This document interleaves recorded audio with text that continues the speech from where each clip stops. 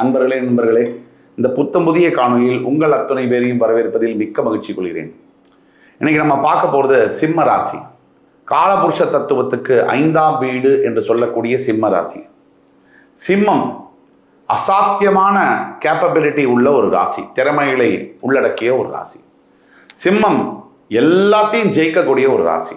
குறிப்பாக சிம்ம ராசியுடைய ஜாதகத்தில் 4ஆம் வீடு என்பது ரொம்ப முக்கியமானது. அது சுகஸ்தானம்னு சொல்லுவோம், ஆரோக்கியத்தை குறிக்கக்கூடிய ஸ்தானம். ஏன் நம்ம இந்த வீட்டை பற்றி பேசுகிறோம்? 4ஆம் வீட்டில் கிரகங்கள் இருந்தால் என்ன நடக்கும்? அதே மாதிரி உங்கள் சுகபோகங்களை தீர்மானிக்கக்கூடிய ரகசியங்கள் என்ன?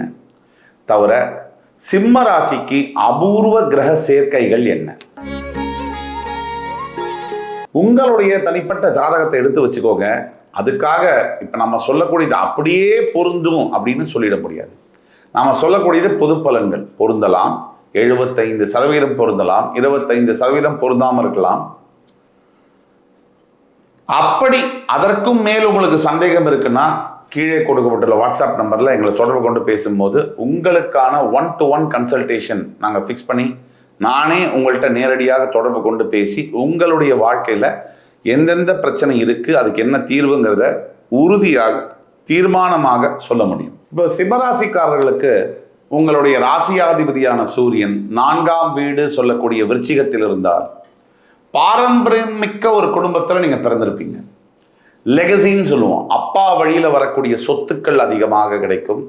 அப்பாவினால பலன்கள், பரம்பரையினால மதிப்பு, மரியாதை, அந்தஸ்து கிடைக்கும். இப்போ ஒரு உதாரணத்துக்கு இந்த இடத்துல குரு பகவான் இருக்காருன்னு வச்சுக்கோங்க. சிம்மராசிக்காரர்களுக்கு அம்மாவினுடைய ஆசீர்வாதம் அதிகமாக கிடைக்கும். அம்மாவினுடைய அணைப்பு, அரவணைப்பு, அம்மாவின் சொத்துக்கள், அம்மாவின் சொந்தங்கள் மூலியமாக வரக்கூடிய யோகங்கள் எல்லாம் கிடைக்கும். இதுவே சிம்மராசிக்காரர்களுக்கு 4ஆம் இடத்துல செவ்வாய் கிரகம் இருக்கு அப்படின்னா சில லீகல் ப்ராப்ளம்ஸ் வரக்கூடிய வாய்ப்புகள் இருக்கு.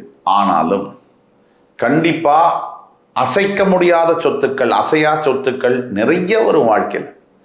சொந்த ஜாதகத்தில் 4ஆம் வீடு விருச்சிகத்தில் செவ்வாய் இருந்தால் நிறைய அசையா சொத்துக்கள், ஆனால் சட்டத்திற்கு புறம்பான வழியில் வரும். சிம்மராசிக்காரர்களுக்கு 4ஆம் வீடு விருச்சிகத்தில் செவ்வாய் இருந்தால் சட்டத்திற்கு புறம்பான வழியில் உழைச்சு வராது. உழைக்காமல் யாராவது அன்பளிப்பாகவோ லஞ்சமாகவோ வேற வழியிலோ வண்டி, வீடு, வாகனங்கள் வரும். அதுவே சிம்மராசிக்காரர்களுக்கு 4ஆம் வீட்டில் விருச்சிகத்தில் புதன் மட்டும் இருந்துட்டார்னா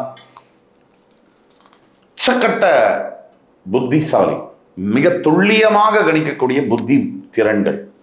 அதே மாதிரி கமிஷன் ஏஜென்ட்ஸ், இடைத்தரகர்களாக இருக்கக்கூடிய யோகங்கள். எந்த ஒரு விஷயத்தையும் புத்தி கூர்மையுடன் பயங்கரமா அணுகக்கூடிய அனலிட்டிக்கல் பிரெயினுடன் அதிலிருந்து பூந்து வெளியில வரக்கூடிய யோகம் சிம்மராசிக்காரர்களுக்கு விருச்சிகத்தில் புதன் இருந்தால் அமையும். அதே மாதிரி சிம்மத்திற்கு 4ஆம் வீடு என்று சொல்லக்கூடிய விருச்சிகத்தில் சுக்கிர பகவான் இருந்துட்டார். சுகபோகமான வாழ்க்கை, லக்ஸுரியான லைஃப், கேட்கறதுக்கு முன்னாடியே தட்டில் இருக்கும். எது வேணுமோ, எனக்கு இனிப்பு வேணும், பலகாரம் வேணும், ஜூஸ் வேணும் குடிக்க, இந்த இடத்துக்கு போகணும், வரணும், இதை வாங்கணும். சுலபமாக வாழ்க்கை, ரொம்ப சொகுசான வாழ்க்கை. இது சிம்மராசியாக இருந்து 4ஆம் வீட்டில் சுக்கிர பகவான் இருந்து விட்டார். இப்போ நாம் சொல்லக்கூடியது இல்லை, உங்களுக்கு வேற மாதிரி பலன்கள் இருக்குன்னா பிறப்பு ஜாதகத்தில் ஃபுல்லாக பார்க்கணும், பார்த்து அதை நிவர்த்தி செய்யணும். ஆக உங்களுக்கு சந்தேகம் இருக்குன்னா கீழே கொடுக்கக்கூடிய வாட்ஸ்அப் நம்பரில் எங்களை தொடர்பு கொண்டு பேசினா 1-to-1 கன்சல்டேஷன் பண்ணி உங்களுக்கான ஜாதகத்தை பார்த்து துல்லியமான பலனை கண்டிப்பாக தர இயலும். அதுவே சிம்மராசிக்காரர்களுக்கு 4ஆம் பாவம் என்று சொல்லக்கூடிய விருச்சிகத்தில் சனி பகவான் அமர்ந்து விட்டால் அந்த வாழ்க்கை ஃபுல்லாக மனபாரம், ஏதோ மனசில் போட்டு குடையிற மாதிரி இருக்கும். அம்மாவுடைய ஹெல்த்தில் கவனங்கள் தேவை. தான் சொந்த ஆரோக்கியத்தில் கூட எப்போ பார்த்தாலும் ஏதாவது ஒரு பிரச்சனைகளை கொடுத்துக்கிட்டே இருக்கும். அதை மருத்துவர்கிட்ட போய் கவனம் பண்ணிக்கிட்டே இருக்கணும். கவலைப்படுறதுக்கு ஒன்றும் இல்லைனாலும் வீடு, நிலங்கள், சொத்து வாங்கும் போது வில்லங்கம் இல்லாமல் வாங்கணும் அப்படிங்கிறத கரெக்டாக கவனித்து வாங்கணும். அதுவே சிம்மராசி என்பவர்களுக்கு 4இல் ராகு இருந்து விட்டால் அபரிமிதமான ஆற்றல், பயங்கர அளவற்ற ஆசைகள், இதெல்லாம் இருக்கும். விருச்சிக ராகு சிம்மராசி என்பவர்களுக்கு இருக்குமே ஆனால் பிறப்பு ஜாதகத்தில் உங்களை மாதிரி எஃபிஷியண்டா எவ்வளோ பெரிய சேலஞ்சையும் ஹேண்டில் பண்ணக்கூடியவர்களை பார்க்கவே முடியாது. உள்ள பூந்து நுழைஞ்சு வெளியே வந்துடுவீங்க. இதுதான் 4 விருச்சிக ராகு இருக்கும் போது சிம்மராசி அன்பர்களுக்கு வரக்கூடிய யோகம். அதே நாளில் கேது பகவான் இருக்கார் உங்களுக்கு அப்படின்னா எது மேலேயும் அட்டாச்மெண்ட் இருக்காது, எதை பற்றியும் கவலையும் இருக்காது, உங்களுடைய வாழ்க்கையில் எது மேலேயும் ஆசையும் இருக்காது. எந்நேரமும் சாமி, கோவில், இல்லை ஆன்மீகம், இல்லை தெய்வீகம், இல்லை தத்துவங்கள், இப்படி ஏதாவது ஒன்று பிடிச்சிக்குவீங்களே தவிர உலக வாழ்க்கை மேலே அதிகமான நாட்டங்கள் இருக்காது. சிம்மராசி என்பவர்களுக்கு 8ஆம் வீடு மீனராசி, அந்த இதில் குருவும் சனியும் இருந்தால் கல்யாணம் நடக்கிறதுல மிகப்பெரிய சிரமம். தள்ளி தள்ளி போகுது திருமணம். குரு சனி சேர்க்கை யாராக இருந்தாலும், எந்த ராசியாக இருந்தாலும், எந்த கட்டத்தில் இருந்தாலும், கன்னி ராசியை தவிர குரு சனி சேர்க்கை எங்கிருந்தாலும் ஆபத்தே. திருமணம் தள்ளி போகிறது, திருமண வாழ்க்கை தள்ளி போகிறது.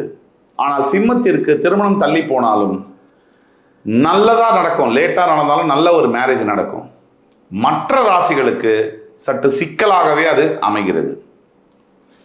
சூரியனும் செவ்வாயும் சேர்ந்து சிம்மராசிக்கு 5, 9, 10, 11 இந்த இடங்கள்ல அமைஞ்சிட்டால் அதிகார பலம் என்பது ரொம்ப கிடைக்கும். ஒரு நாட்டையே நிர்வாகம் பண்ணக்கூடிய அதிகாரம் கிடைக்கும். சிம்ம ராசிக்காரர்களுக்கு சூரியனும் செவ்வாயும் சேர்ந்து 5, 9, 10, 11ஆம் இடங்களில் அமர்ந்து விட்டால் அவர்களுடைய அதிகார பலம், அதிகாரப்பூர்வமாக அழுத்தமான பலங்கள் கிடைக்கக்கூடிய வாய்ப்புகள் 100% உண்டு. அதே மாதிரி புதன் சிம்மராசிக்கு 1, 4, 6, 9 இந்த இடங்களில் அமர்ந்து விட்டால் சிம்மராசிக்காரர்கள் தன்னுடைய சொந்த முயற்சியினால், சொந்த புத்திசாலித்தனத்தை யூஸ் பண்ணி பெரிய இடத்தை பிடிப்பீங்க. அதே மாதிரி குரு கேது இந்த சேர்க்கை சிம்மராசிக்காரர்களுக்கு ஒரு அபூர்வ சேர்க்கையாகும். 1, 5, 9ஆம் வீடுகளில் சிம்மராசிக்காரர்களுக்கு குரு கேது சேர்க்கை வந்துருச்சுன்னா பெட்டு பண்ணி சேலஞ்சு பண்ணி சொல்ல முடியும், அவங்க கோடீஸ்வரராக மாறுவார்கள், வாழ்க்கையில் கோடீஸ்வரர்களாக உருவெடுப்பார்கள். ஆக சிம்மராசி என்பவர்களுக்கு உங்களுடைய 4ஆம் வீட்டில் அமையக்கூடிய கிரகம் ரொம்ப முக்கியமான கிரகம். வீடு, வாகனம், வாழ்க்கை, உங்களோட ஆரோக்கியம், இது எல்லாம் தீர்மானம் பண்ணக்கூடிய கிரகம். உங்களுடைய பிறப்பு ஜாதகத்தில் என்ன மாதிரி கிரகம் அமைஞ்சிருக்கு, அதற்கான துல்லியமான பலன் என்ன அப்படின்னு தெரிஞ்சுக்கணும்னா கீழே கொடுக்குற வாட்ஸ்அப் நம்பரில் எங்களை தொடர்பு கொண்டு உங்களுக்கும் எனக்கும் 1-to-1 கன்சல்டேஷன் செய்து உங்களுக்கு சரியான விதத்தில் அட்வைஸ் சொல்ல முடியும். உங்களுக்கான பரிகாரம் இப்போதைக்கு அஷ்டமத்து சனி காலகட்டங்களில் மெடிடேஷன், தியானம் என்பது முக்கியமான பரிகாரம். அது தவிர சிம்மராசி என்பர்கள் தொடர்ந்து சிவ ஆலயங்களுக்கு போய் தர்ம காரியங்களை செய்ய வேண்டும். இதை செய்ய செய்ய அஷ்டம சனியுடைய தாக்குதல்கள் கம்ப்ளீட்டாக அகலும். என் இனிய சிம்மராசி அன்பர்களே, இந்த எபிசோடு உங்களுக்கு பிடிச்சிருக்கும்னு நம்புறேன். அடுத்து வரும் காணொலியில் வேறொரு சந்தர்ப்பத்தில் மறுபடியும் உங்கள் எல்லோரையும் சந்திக்கும் வரை உங்களிடம் விடைபெறுவது உங்கள் சுபாஷ் பாலகிருஷ்ணன். நன்றி, வணக்கம், வாழ்க வளமுடன்.